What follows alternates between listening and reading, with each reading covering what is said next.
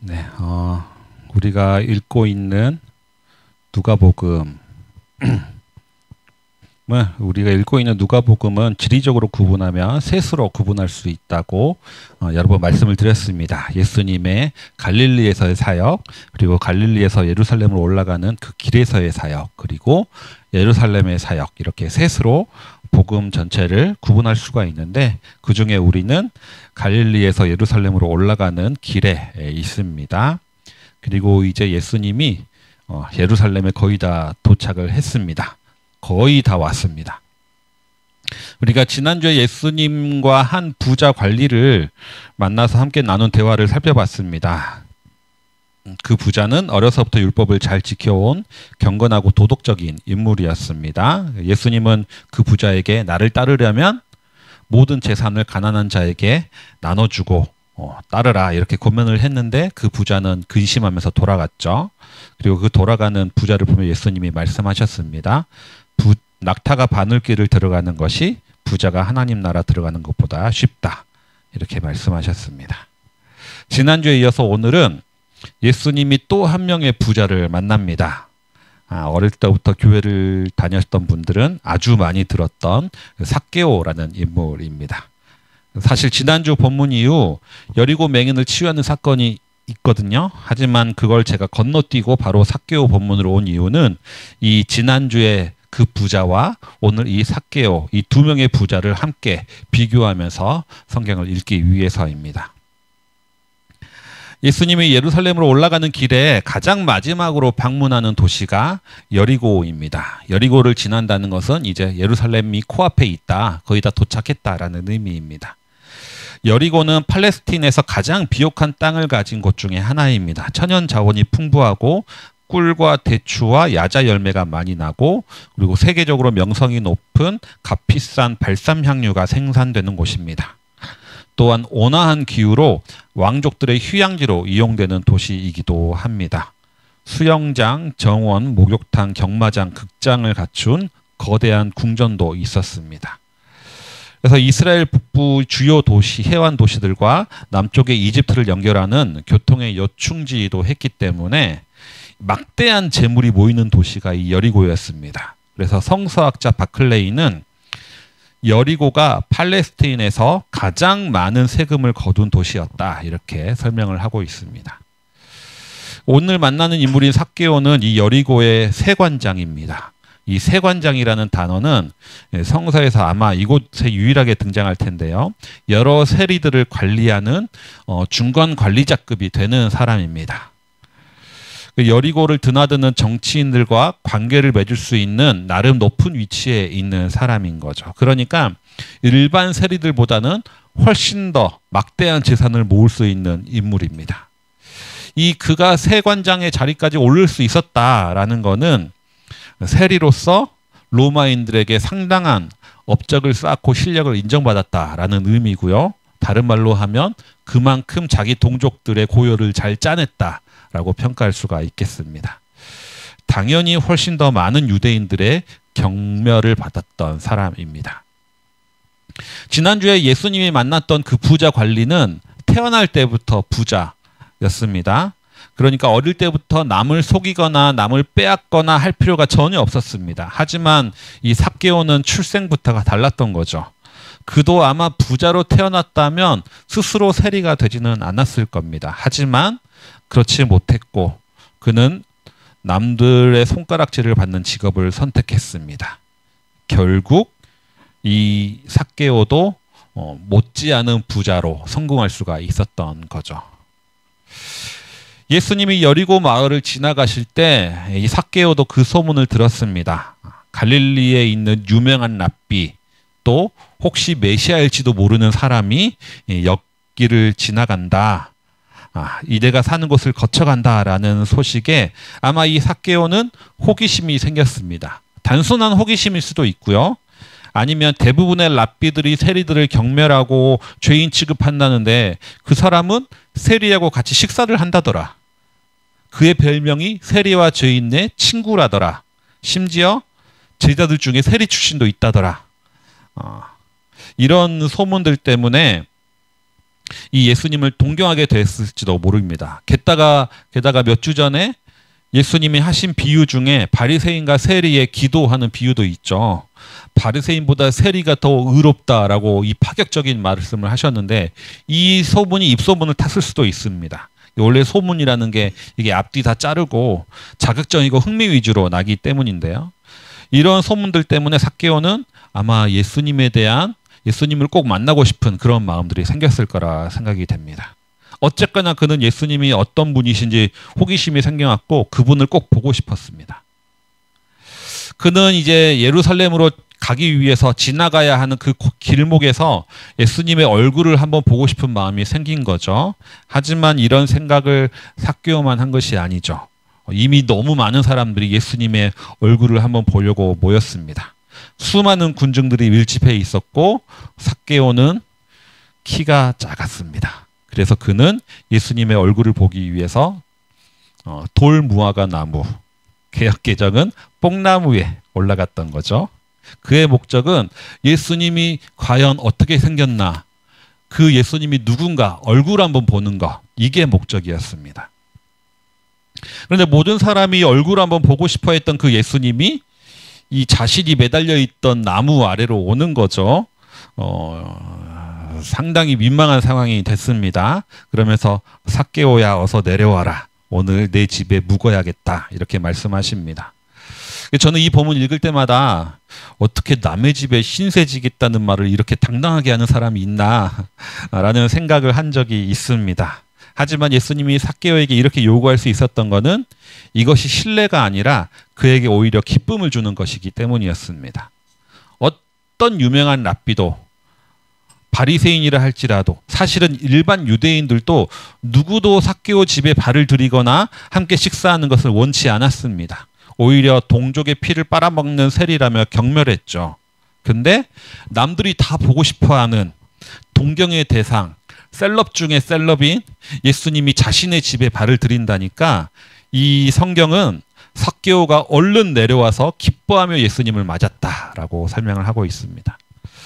그런데 오늘 이야기의 하이라이트가 여기서부터 시작이 됩니다. 예수님과 함께 있던 삭개오가 갑자기 예수님한테 이렇게 이야기를 합니다. 주님 보십시오. 내 소유의 절반을 가난한 사람에게 주겠습니다. 또 내가 누구에게 강제로 빼앗은 것이 있으면 4배로 갚겠습니다. 이건 예수님이 삭개오한테 이렇게 하라고 가르치거나 요구한 적이 전혀 없습니다. 그냥 삭개오의 일방적인 선언인 거죠. 그러나 예수님이 뭐라고 말씀하십니까? 오늘 이 집에 구원이 이르렀다. 이렇게 말씀하십니다. 이 말씀이 놀라운 이유가 뭐냐? 예수님이 지난주에 하신 말씀이 있잖아요.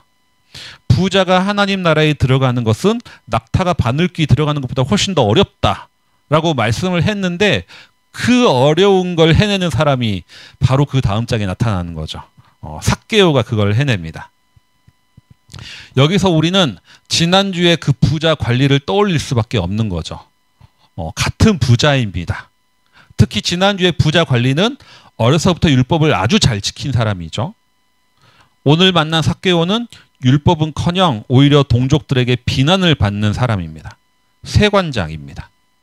부자 관리는 영생에 관심이 있었습니다. 그리고 예수님을 직접 찾아온 열정도 있었죠. 하지만 삭개오는 영생 뭐 그런 거 관심 없었습니다. 그냥 예수님 얼굴 한번 보자 했던 거죠. 예수님은 부자의 질문에 정답을 알려줬습니다. 영생을 얻는 법을 가르쳐 주셨죠. 삭개오는 예수님한테 그 어떤 권위나 권면도 듣지 않았습니다. 예수님은 삭개오한테 가난한 자에게 재산을 주라는 말을 단 한마디도 하지 않았습니다. 이 정도 했으면 부자 관리가 구원을 받는 게 정상입니다. 근데 결과가 정반대가 되어버렸다는 거죠. 부자 관리는 정답을 알았는데 오히려 근심하면서 돌아갔습니다. 그리고 예수님은 이 모습을 보고 부자가 천국에 들어가기 어렵다고 얘기한 거죠. 그런데 삭개오는 자기 스스로 누가 강요한 것도 아니고 가르친 것도 아닌데 자기 스스로 재산의 절반을 가난한 자에게 주겠다. 그리고 속여 빼앗은 것은 4배나 갚겠다. 즉 자기의 전 재산 다 쓰겠다는 거잖아요.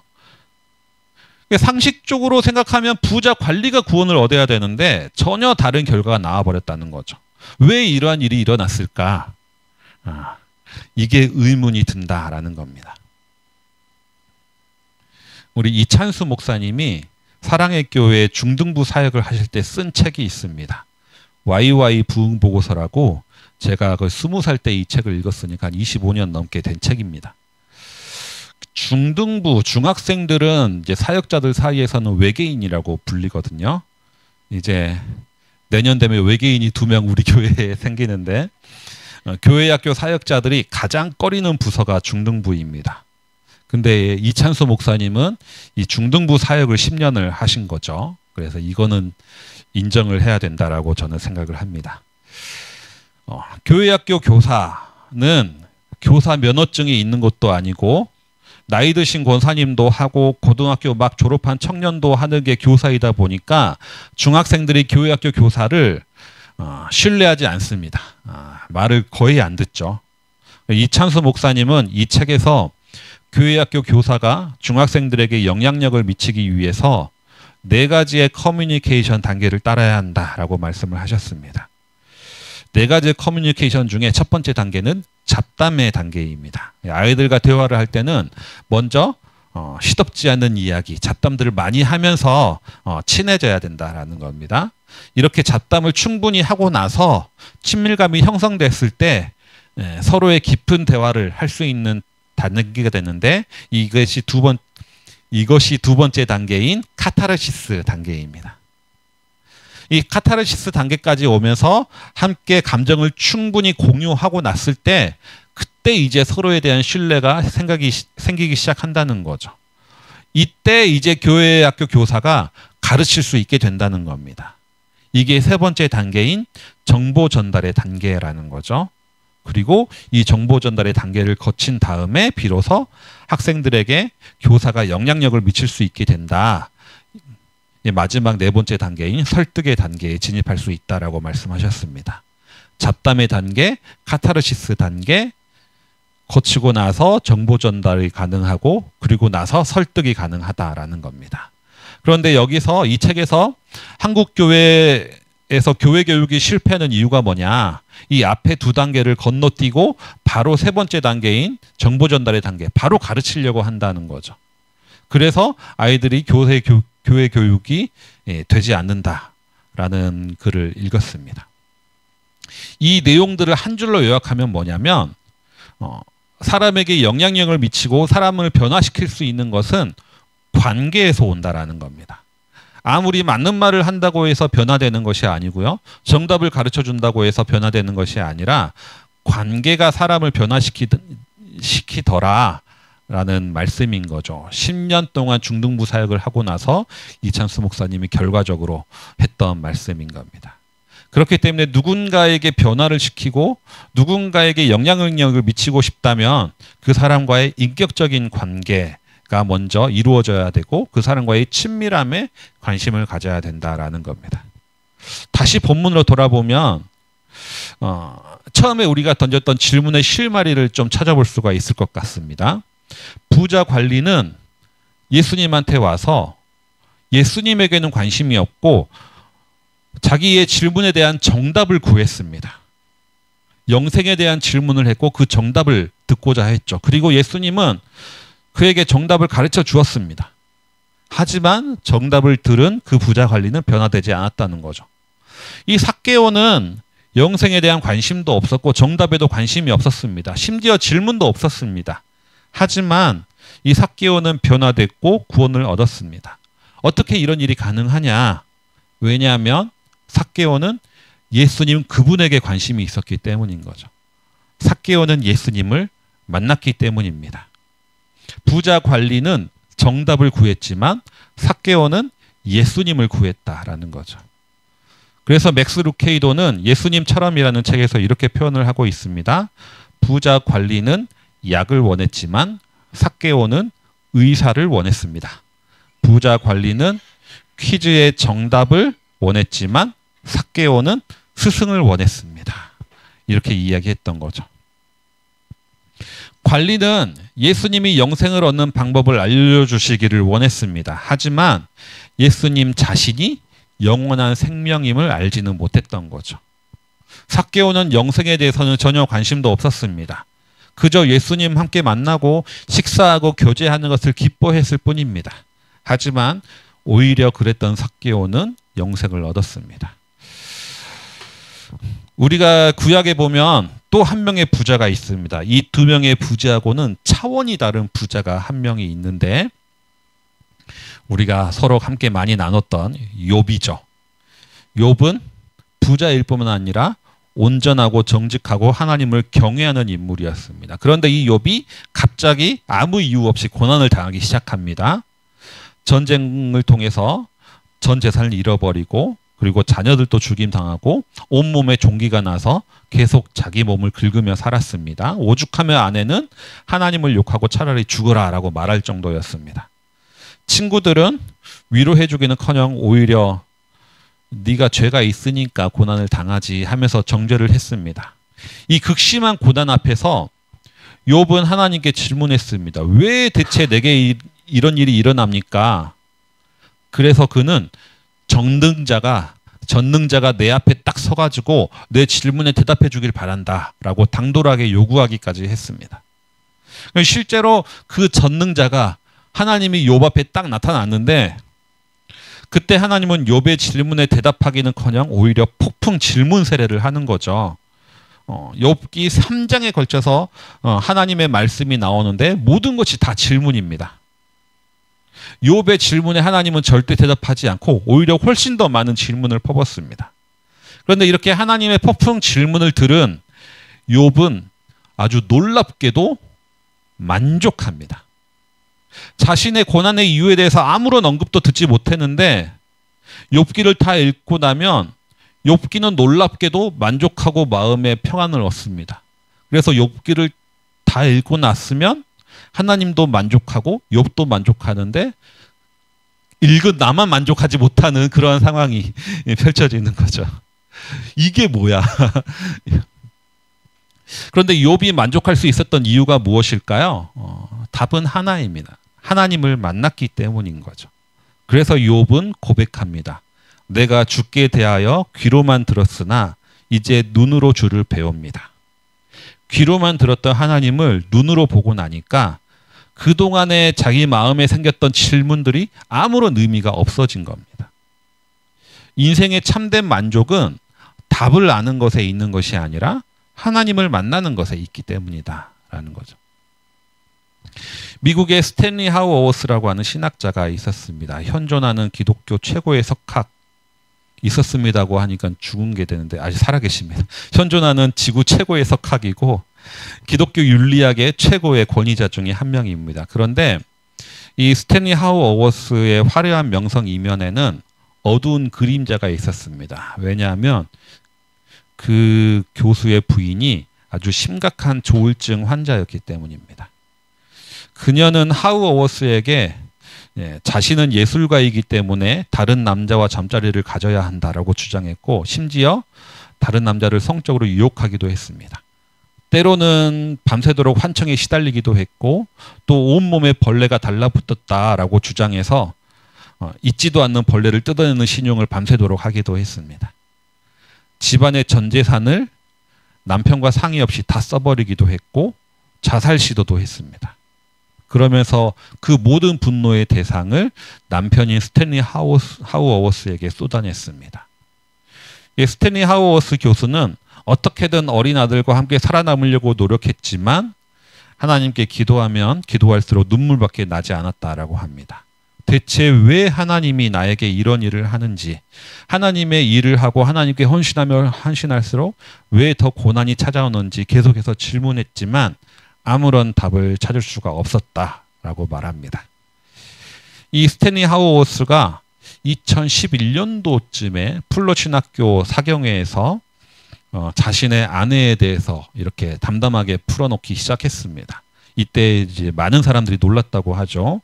위대한 기독교 석학의 이면에 그런 가정사가 있는 줄 몰랐기 때문인데요. 이 사경회에서 하우어워스 교수는 강연 마무리를 이렇게 했습니다. 나는 기독교 신학자다. 사람들은 내가 이런 질문에 답변을 가지고 있을 것이라고 짐작한다. 난 이런 질문에 뭐라 답변해야 좋을지 전혀 알지 못한다. 내가 기독교 신학자로서 살면서 배운 것이 있다면 우리는 이런 질문에 답변하려 하지 말아야 한다는 사실 정도가 될 것이다. 우리의 인간성이라는 것은 그런 질문을 자꾸 하게 만들지만 만약 우리가 현명하다면 침묵 안에 머물러야 한다. 기독교가 세상을 이해하는 정답이라고 짐작하는 것은 우리가 가는 길이 옳은 길이라고 기독교인들을 안심시키기 위함이다. 그런 정답은 기독교를 설명으로 폄하시킬 뿐이다. 기독교인이 된다는 것을 배우는 것은 답이 없이 사는 것을 배우는 것이다. 답이 없이 사는 방법을 배우면 기독교인이 된다는 것이 정말 훌륭한 일이 될 것이다. 믿음이라는 것은 답을 모른 채 계속 살아간다는 것이다. 믿음이라는 것은 답을 모른 채 계속 살아간다는 것이다. 이렇게 하우어스는 강연을 마무리했다고 합니다. 인생을 살아간다는 것은 어쩌면 이러한 질문들이 연속입니다. 우리가 삶을 살아내기 힘든 이유는 고난 때문이기도 하지만 그 고난의 이유를 모르기 때문이기도 합니다. 그래서 많은 이들이 이러한 질문의 답을 얻기 위해 종교를 찾는 거죠. 하지만 주님의 말씀은 우리의 이러한 질문에 명확한 답을 주시지 않을 때가 많이 있습니다. 오히려 오늘 말씀을 통해서 주님은 우리가 찾아야 할 것은 정답이 아니라 하나님이라는 것을 알려주는 거죠. 정답을 찾던 부자 청년은 구원을 얻지 못했고 예수님을 찾던 삭개오는 구원을 얻었습니다. 이 말씀을 통해서 우리의 늘 삶 속에서 하나님을 구하며 살아가시는 모든 성도님들 되시기 바랍니다. 주신 말씀 기억하시면서 내일을 바라보며 기도 드리겠습니다.